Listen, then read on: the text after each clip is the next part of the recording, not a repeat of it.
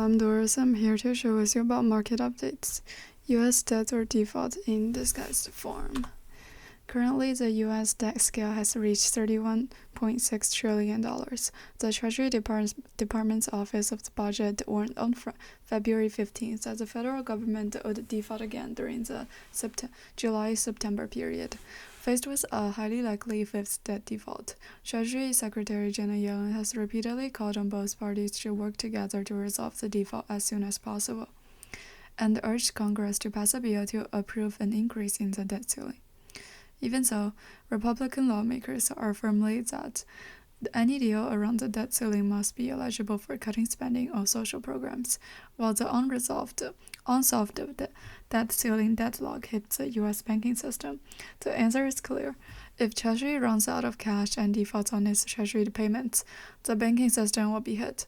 By contrast, the Treasury liquidity crisis, such as Silicon Valley Bank, is just a small rehearsal. Selective debt repayment. In the standoff, some Republican lawmakers proposed a creative solution to selective debt repayment. They argue that to avoid a default, some debt should be repaid first. In the second week of March, the House of Appropriations Committee passed a debt ceiling bill by a 21-17 vote. Instead of raising the debt ceiling, the bill prioritizes paying some of the funds. So whose debt should it be repaid first? This is almost an unsolved multiple-choice problem. Republicans gave the criteria for selecting creditors, namely prioritizing public debt and Social Security spending. However, Ms. Yellen immediately and strongly objected. She believes that American laws doesn't allow this, and that the risk is high, let alone never in an American history. Currently, the largest U.S. creditor is the international financial capital, with Wall Street taking the largest share, about $5 trillion as of January. Japan was the largest holder of Treasury bonds, followed by China, which bonds $859.4 billion of Treasury bonds, but has been reducing its holdings. Wall Street and China hold large amounts of U.S. debt, including some of the maturing bonds. If Congress gives only some of the money to repay them, then the bonds due should be repaid, because China has chosen to reduce its holdings and liquidate maturing debt rather than repaying the old. It will be the first country to repay its debt. Of the top 10 holders of U.S. Treasury bonds, only China is defined as strategic competitor rather than a U.S. ally or a close partner.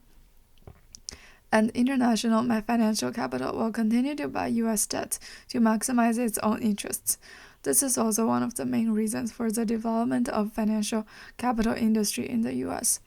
In other words, if the debt repayment is preferred, Ms. Yellen does not recognize what Republicans call the preferred criteria. Democrats criticize the Republican plan to pay off some of its debt first, as benefiting Wall Street and China. So the proposal would run a huge political risks. But even if China was delayed, it would constitute a major default. Why distinguish or choose creditors when they only need to pay off the due debt? If the debt repayment funds are limited, they still need to be arranged as due, even if it means a larger default. Part of the priority debt repayment cannot be repaid according to the maturity date. The debt repayment is discriminatory, which means that the occurrence of a large area of debt default, which damages the U.S. debt holders, and they need to make bad debt arrangements. A partial repayment scheme cannot be adopted because there is no way to make a choice. While it does not determine who is the lucky one first, the move sends a significant and dangerous signal. America seems to begin to favor bad debt arrangements. In this case, the U.S. government and Congress must seriously consider how to effectively respond to the debt crisis. They need to take smart steps to avoid the impact of a default on the U.S. and the global economy. Selective default. Since it is impossible to decide who will be the lucky, then the new question comes: must default? Who is the first unlucky to not get repayment of the bond? Together, the Treasury has about $1.3 trillion in treasuries considered risk-free. U.S. Treasuries, on the other hand, do not have a core cross-default clause. On the other hand, a selective default does not impact the debt as a whole. Other Treasury creditors cannot dispute it. This further means that the Treasury can select one or a group of specific creditors as a backup bad luck to default. International financial capital does not require the U.S. government to repay its debt, but continues to increase its holdings of U.S. debt.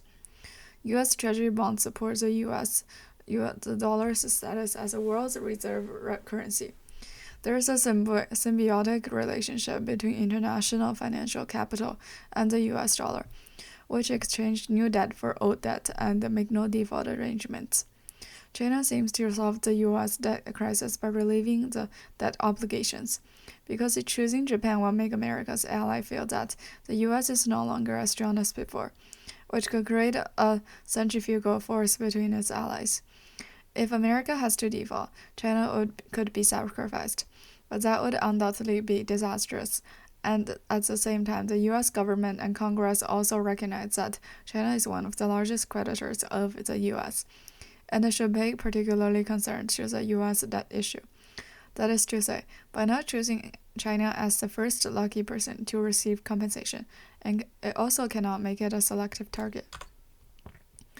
The selective default by the Treasury Department is only for its own institutions.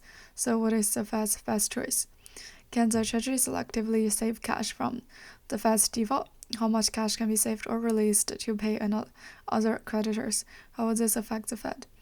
In 2022, the Fed received about $9.6 billion in monthly interest from Treasury last year, totaling nearly $116 billion, while $721 billion of its $5.3 trillion in Treasury bond holdings maturing between April 1st and December 31st. By the end of the year, the Fed will receive about $800 billion in due to principal and interest payments from the Treasury. If the Ministry of Finance breaches the contract and stops paying the payment, it may turn to pay other areas. How next will the Fed deal with the Treasury's default? The Fed will borrow additional funds to cover an $8.6 billion monthly operating loss from the Treasury default. If by arrangement the Treasury subpayments on maturing bonds held by the Fed system, the Fed will short the cash it has previously received. It will increase lending to provide the funding for its operations, and the impact on the Fed's operation losses will depend on the details of suspension and the exact accounting methods the Fed uses. Once Congress lifts the debt ceiling, assuming that the Treasury will pay the debt to the Fed, will the Treasury pay the accrued interest owed to the Fed? If you need to make up the overdue interest, how to arrange the relevant progress? There is no doubt that the outstanding debt will reduce the return of the funds, but not immediately increase in the Fed's operating losses. The Fed may take Treasury suspended interest payments to its non-cash interest income and create a new asset class on its balance sheet, called Treasury Interest Income Receivable. If unpaid interest increases, the Fed will need to balance the balance. Going forward, the Fed will have to continue to borrow money to fund the suspended Treasury balance. If the balance carries interest on its borrowing costs, it will have no impact on the Fed's book operating income. If the Treasury decided to reduce accrued or no interest rates, the Fed's reported operating losses will increase. If the suspension occurs only before the U.S. Congress raises the debt ceiling, the Fed may take it as a deferred balance on maturing Treasury bonds and would not set a reserve for new losses. There is no doubt that Treasury's decision is to disrupt the Fed's quantitative tightening plans and operations, as its Treasury balances will not reduce losses as planned. As the Fed sub-interest payments on its Treasury portfolio, it will increase borrowing to cover sustained operating losses, currently about $8.6 billion a month, an additional cash gap of about $960 million caused by the suspension. New loans will total $18.2 billion a month. In response, the Fed has two ways to make up for its cash shortages: directly printing paper, Federal Reserve notes, and borrowing reserve from banks and other financial institutions through reverse purchase programs. Limited to public demand for Federal Reserve notes, the Fed will have to rely largely on borrowing reserve balances at 4.9% and the reverse repurchase at an interest rate of 4.8%. As Treasury agent, the Fed's borrowing will be endorsed by its Treasury holdings or based on the credit of federal government. Budget loopholes and safe houses. It should be noted that unlike Treasury debt, the Fed borrowing does not include a federal debt under legal debt ceiling. In fact, the Fed's operating losses are not included in its federal budget calculations.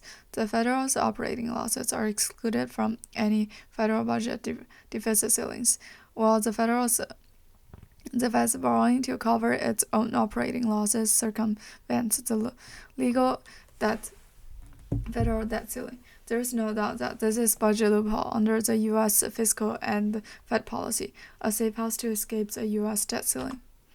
That default, then bad debts occur. However, the losses will not disappear here, and eventually someone needs to fill the hole, like the so-called meat rot in the pot.